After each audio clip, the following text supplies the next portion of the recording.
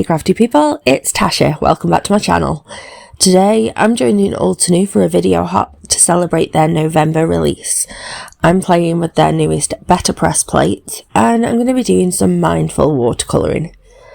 These are the two sets of press plates that I have and they are absolutely stunning. I think we should start with some BetterPress Basics.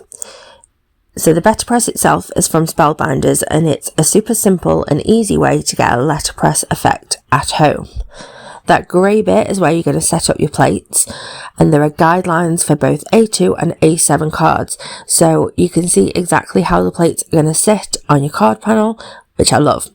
It's magnetic too, so it'll hold them nice and secure. Then you have the same guidelines on the clear plate, and that helps you line up your card panel perfectly. Just use a bit of tape either side to hold it in place. The cardstock I'm using is 100% cotton watercolour paper, and that one is in a really light grey colour. It's called Pebble. Now we ink up. I'm using Spellbinders BetterPress black ink, and as I pounce and pivot the ink pad, you can see all of that gorgeous detailing coming through.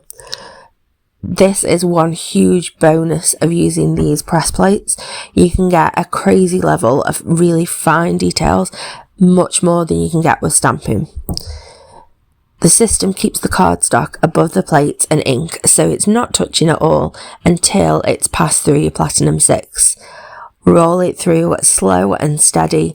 Then on the other side, when you lift that plate up, wow, such a stunning image, and I love the sentiment.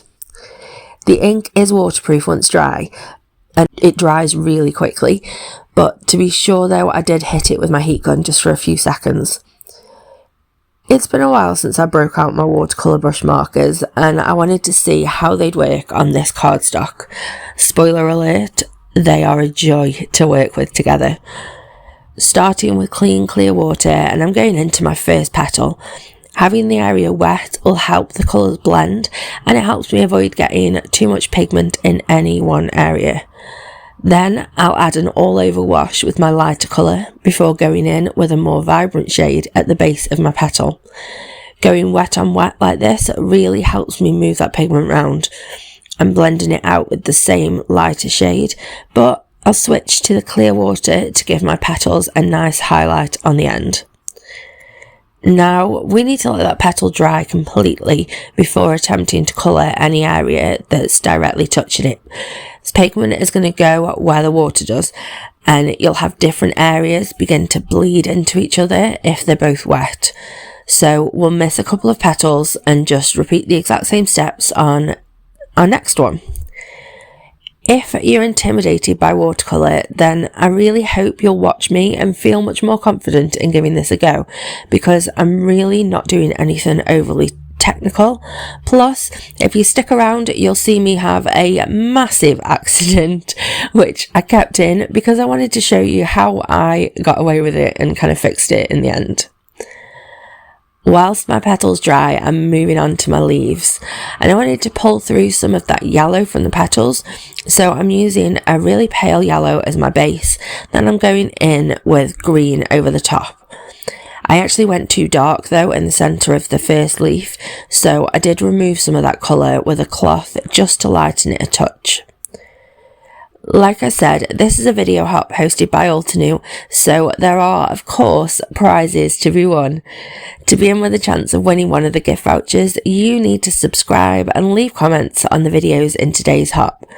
I've got all of the details about the prizes themselves and the information you'll need down in my description box, which is where you'll also find the link to the next video in today's hop. Now, my first petals have had chance to fully dry, so I'm going to go and do some more, and I'm using exactly the same technique. In fact, it's the same technique for the whole image, which is really quite relaxing. I just stick on some music, 1989 Taylor's version today if you're curious, and I go to my happy place. Singing and crafting are my therapy, and I was fully living my best life here. Deep in my happy place until I was brought back down with a single orange blob. There was no way that I was wasting all the time that I'd invested, not to mention a sheet of really good quality watercolour paper. I lifted the blob with my cloth so it wouldn't soak in any more than it had already, and made the decision to just keep going. There are loads of options for how to fix this, so it could be near future me's problem to fix. I worked on lightening it first, taking clean, clear water on my brush, wetting the area before lifting it straight away with a cloth. It's going to lift some of that colour. I did 2 to 3 rounds of this, letting the area dry in between each, and it really did lift an awful lot of that colour. That's what I like to call the damage control stage of the process. Next, we're going to lean into the messy look in an attempt to camouflage it. So I used my warm grey brush marker to add a light shadow around the entire image, but I'm going to blend it out to be fading off into the panel. Switching between clean clear water and some watered down pigment to soften it, and then we're going to go back in with stronger colour wherever I thought that it needed it. That's going to help make the blob much less noticeable. Now we go in with the last of my 3-step plan to save this painting.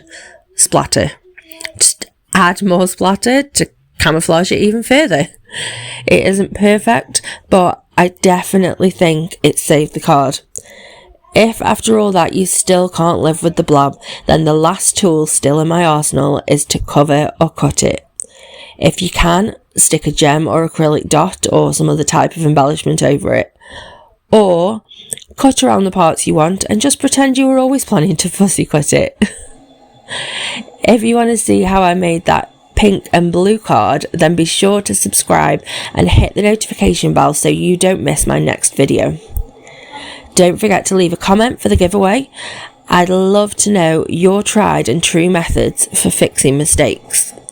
Have a lovely, happy, safe and wonderful week. Stay crafty. Bye.